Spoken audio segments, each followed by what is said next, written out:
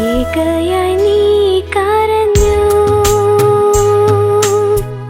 ആശ്വാസം തേടി അലഞ്ഞു. ഭയമെന്തിന് നിനക്ക്, ഞാൻ നിന്നരികിലില്ലേ. ഭയമെന്തിന് നിനക്ക്, ഞാൻ നിന്നരികിലില്ലേ. സുഭാഷിതം. ജീവിതത്തിൽ കഷ്ടം അനുഭവിപ്പാൻ ആരും ഇഷ്ടപ്പെടുന്നില്ല. എന്നിരുന്നാലും നമുക്ക് ധാരാളം കഷ്ടതകൾ അനുഭവിക്കേണ്ടി വരും. നാം പ്രതീക്ഷിക്കാത്ത സമയത്ത് അവ നമ്മെ എത്തിപ്പിടിക്കും.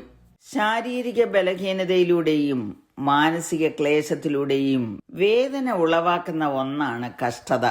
രോഗം, വേർപാട്, സാമ്പത്തിക ബുദ്ധിമുട്ട്, മാനസിക പീഡനങ്ങൾ, ഇങ്ങനെ പലതും കഷ്ടതയുടെ പര്യായങ്ങളാണ്. മനുഷ്യർ കഷ്ടത അനുഭവിക്കുന്നതിന്റെ നിരവധി കാരണങ്ങൾ വേദപുസ്തകത്തിൽ നിന്ന് നമുക്ക് മനസ്സിലാക്കാൻ കഴിയും.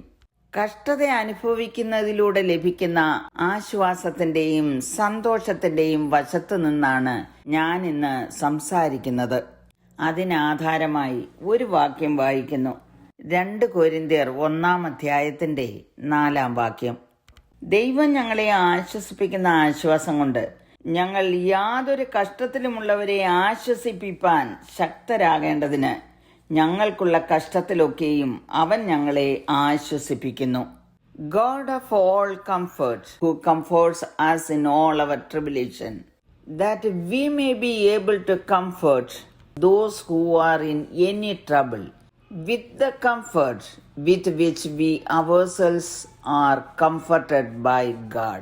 കഷ്ടത അനുഭവിക്കുന്നവർക്ക് ദൈവത്തിന്റെ കരുണയിലും ആശ്വാസത്തിലും ശ്രദ്ധ കേന്ദ്രീകരിച്ചുകൊണ്ടാണ് പൗലോസ് ഇവിടെ പറഞ്ഞിരിക്കുന്നത് എന്നുള്ളത് അർത്ഥവത്താണ്. അദ്ദേഹം അനുഭവിച്ച കഷ്ടതയുടെ വെളിച്ചത്തിൽ നിന്നുമാണ് ഈ വാക്കുകൾ എഴുതിയിരിക്കുന്നത്. ദൈവം തന്റെ മക്കളുടെ കഷ്ടതകളിലും അവർക്ക് ആശ്വാസമായി തീരുന്നു എന്നുള്ളതിന് ഉദാഹരണം വേദപുസ്തകത്തിൽ ധാരാളമുണ്ട്. കഷ്ടതയുടെ ആരംഭം കുറിക്കുന്നതും ഏദൻ തോട്ടത്തിൽ തന്നെ. യഹോവയായ ദൈവം സ്ത്രീയോട് കൽപ്പിച്ചത് ഉൽപ്പത്തി പുസ്തകം 3:16 ഇങ്ങനെ എഴുതിയിരിക്കുന്നു: ഞാൻ നിനക്ക് കഷ്ടവും ഗർഭധാരണവും ഏറ്റവും വർദ്ധിപ്പിക്കും, നീ വേദനയോടെ മക്കളെ പ്രസവിക്കും.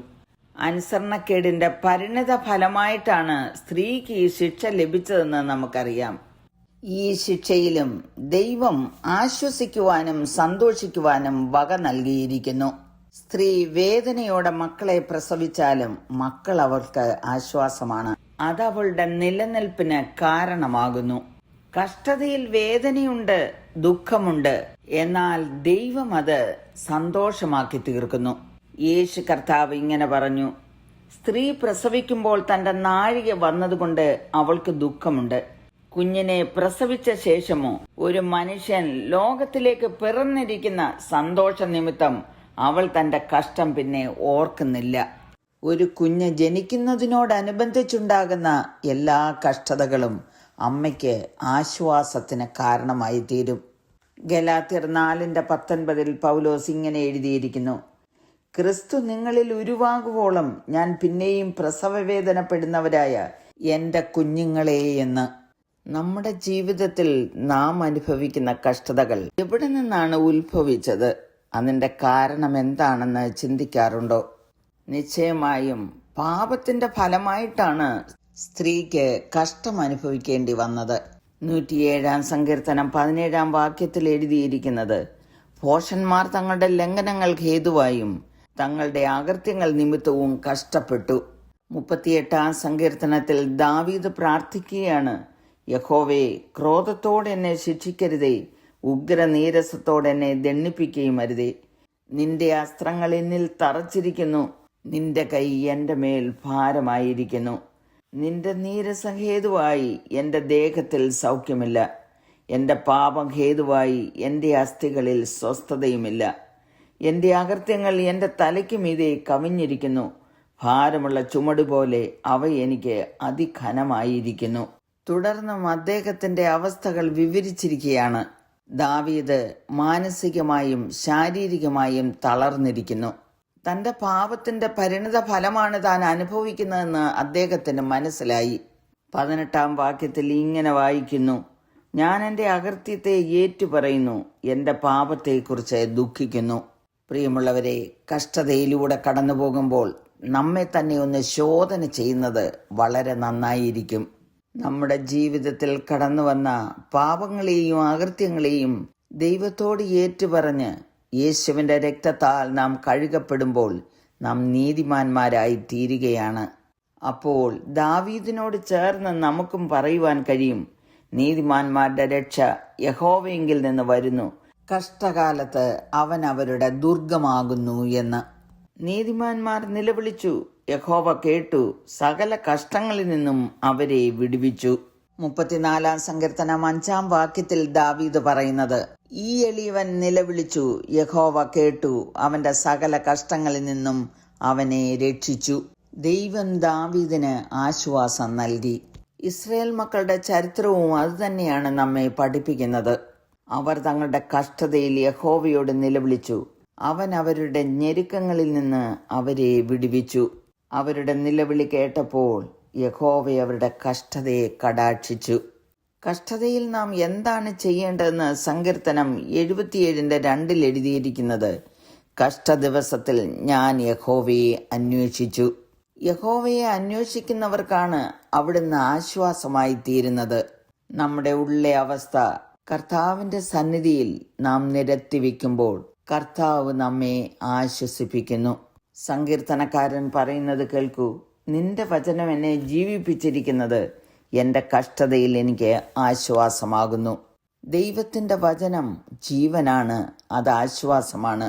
ദൈവവചനത്തിൽ വിശ്വസിക്കുകയും അത് ധ്യാനിക്കുകയും ചെയ്യുന്നവർക്ക് അത് ജീവനായി വ്യാപരിക്കുന്നു, കഷ്ടതയെ അതിജീവിക്കുവാൻ ബലം നൽകുന്നു.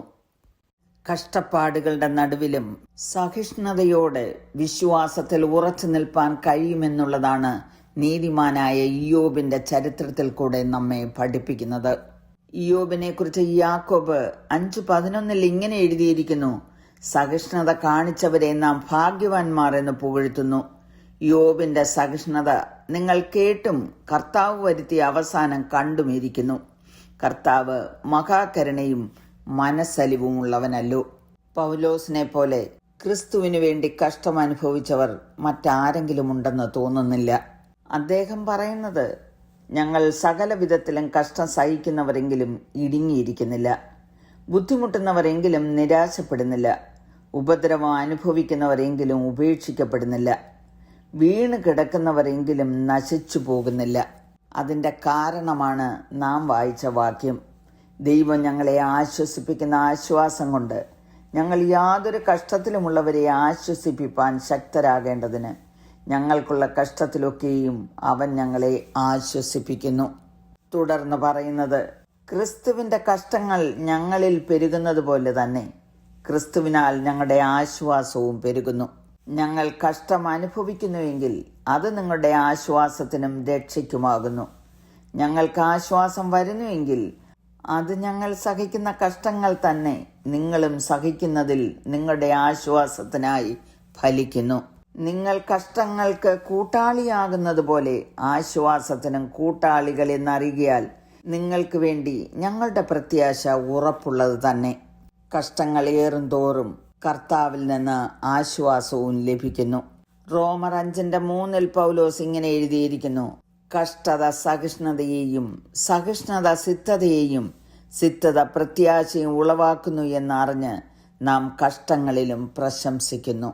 കഷ്ടങ്ങളിൽ ആശ്വസിപ്പിക്കുന്ന കർത്താവിൽ അധികമായി വിശ്വസിക്കാം, കഷ്ടങ്ങളിൽ പ്രശംസിക്കുകയും ചെയ്യാം. God bless you all with these words. നിറഞ്ഞ കണ്ണുമായി നീ കണ്ടത് താതൻ ആശ്വാസം തേറുന്ന മുഖമല്ലയോ. നിറഞ്ഞ കണ്ണുമായി നീ കണ്ടത് താതൻ ആശ്വാസം തേറുന്ന മുഖമല്ലയോ. ആശയ്ക്കപ്പുറമായി കരുണയിൻ കാരം നിന്നെ കരുതിയതോർമ്മയില്ലേ.